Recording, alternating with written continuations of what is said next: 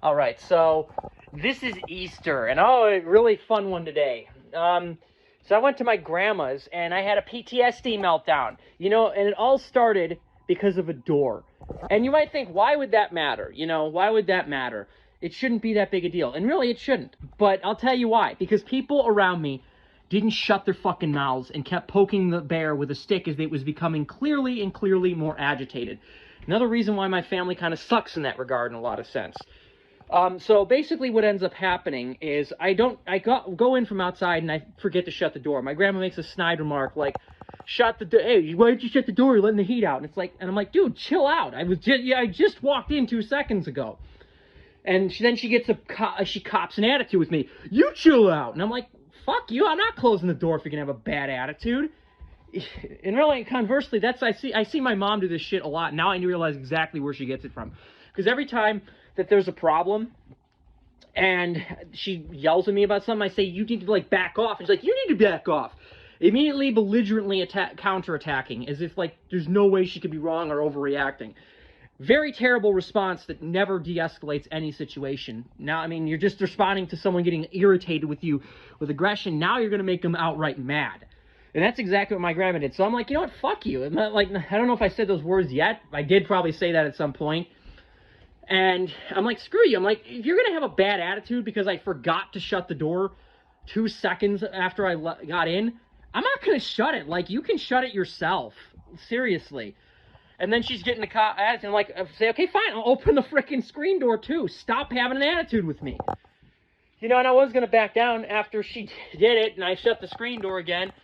I'm like, maybe I'm overreacting. And then she makes the snide remark. I'm like, no, screw you. I'm not shutting the door. You're being a jerk. And then my sister, being the almighty asshole she is, chimes in.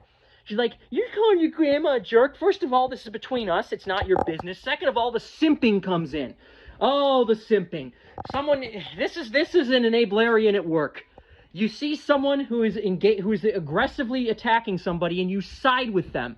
So now it makes me even more mad because there's the peanut gallery comments. You're doing this to your grandma? It's like, I don't know. Yeah, she's my grandma, but she's being a jerk. I don't care who you are.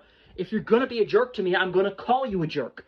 You're not exempt from that just because you're older than me or because you're my relative, okay? Don't be a jerk. I'm not someone I don't take shit like that. And my sister just keeps making these remarks, so I walk up and say, oh, it's a simp. I think I got this Italian accent just to, oh, the simps with each other. Because, yeah, they're simping for each other. It's like you're making peanut gallery comments in a fight that doesn't concern you and just being a snide ass. Then I start doing the ass kiss thing, because that's kind of what she's doing. She's kissing her fucking ass. And really, this is all she does, too. She makes whenever there's something that bothers me, she just makes these snide peanut gallery remarks. I made a joke with my mom. Sometimes we call each other little shit as a joke. So I'm like, hey, is this my food? Is this the food that you made, little shit? And my sister just says, you respond to that? This is not your fucking business to get involved in. Okay? And it's just always these remarks with her. She's always belligerent, always aggressive, and I just fucking hate it. And it's the worst thing you can do when someone's mad. So then, now I start getting angry. I'm like, enough of this fucking simping shit. It's just why? This is not your business. And she just keeps making remarks oh, I always have to be quiet. I always have to do this. We better be quiet because he's always like that. And that, I forget exactly what was said, but it turned me to enragement. And I started shouting at her shut the fuck up. God damn it. I just want you to shut up. Because she just always has to do this. She always has to get that last word in and be a snide asshole and doesn't know how to read the fucking room. Again, when kind of like at a bar, if you see people getting agitated, you don't start poking a stick at the guy that's getting agitated because then he'll take a swing on you.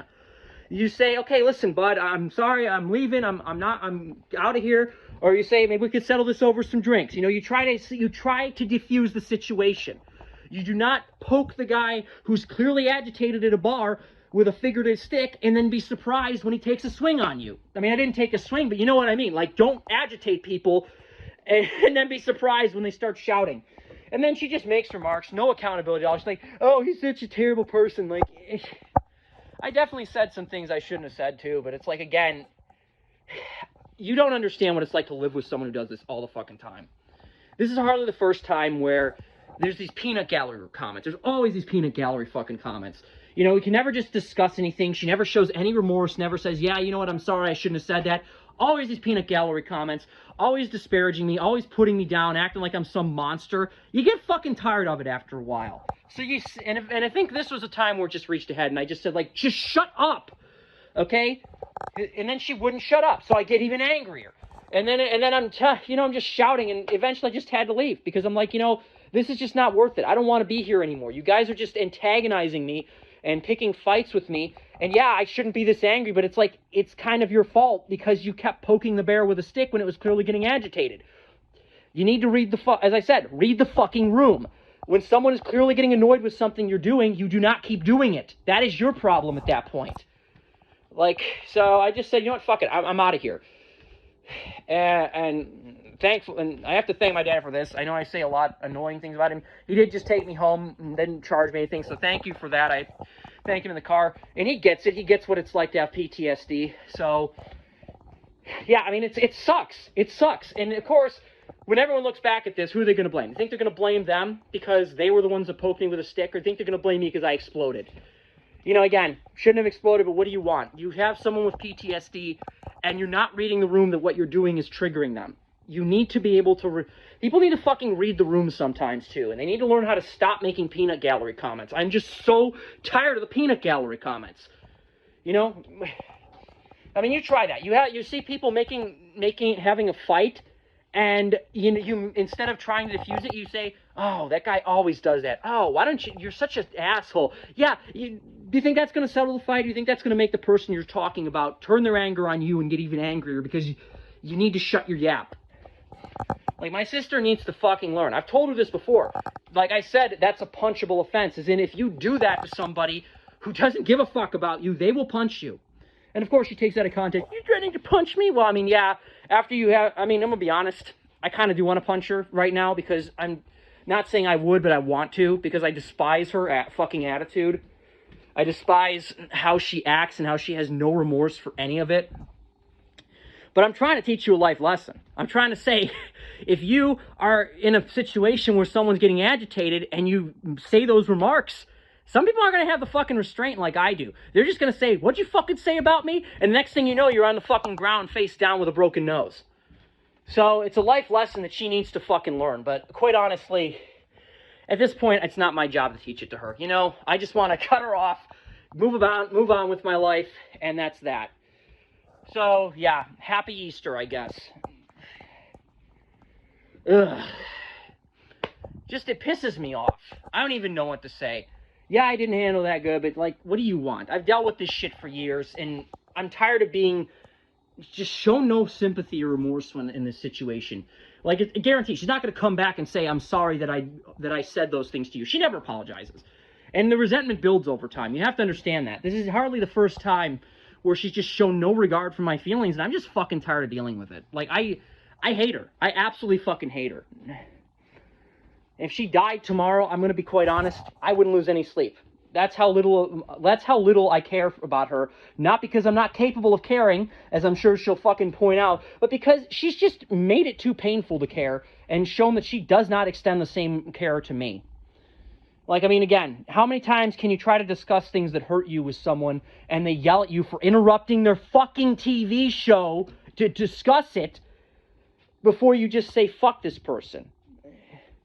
You know, again, and she's really done that. She's really fucking done that. Multiple times she's yelled at me for interrupting her TV show because that's more important than the issues her family's dealing with. Or, you know, hey, you fucking, like, one time I was venting to her and I made the mistake of calling someone a bitch. And she started doing this SJW rant of, that's an offensive word, you don't say that. Like, I don't care if you're right or wrong. This is not the time you discuss that.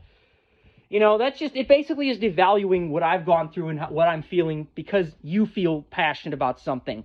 And making what should be about me and me venting and getting something out about you. You're a selfish asshole, and you need to fucking get over yourself.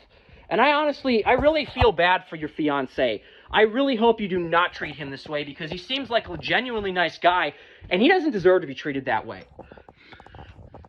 I mean, fiancé, I'm not going to say your name, but if you're watching this, I have nothing against you. Even though probably if you see this, you're probably going to be pissed at me for talking about your future wife that way. I guess I don't blame you. I have nothing against you, but really, I hope she does not treat you that way, because let's be real, you do not deserve that. No one deserves to be treated that way. And I'm kind of concerned about, I really kind of feel bad for him, but again, like, I feel concerned, but like, it's not my place to get involved. I doubt he'd listen anyways if I tried, so, you know, what am I going to do? You can't save everyone. You can't save them all, Hasselhoff.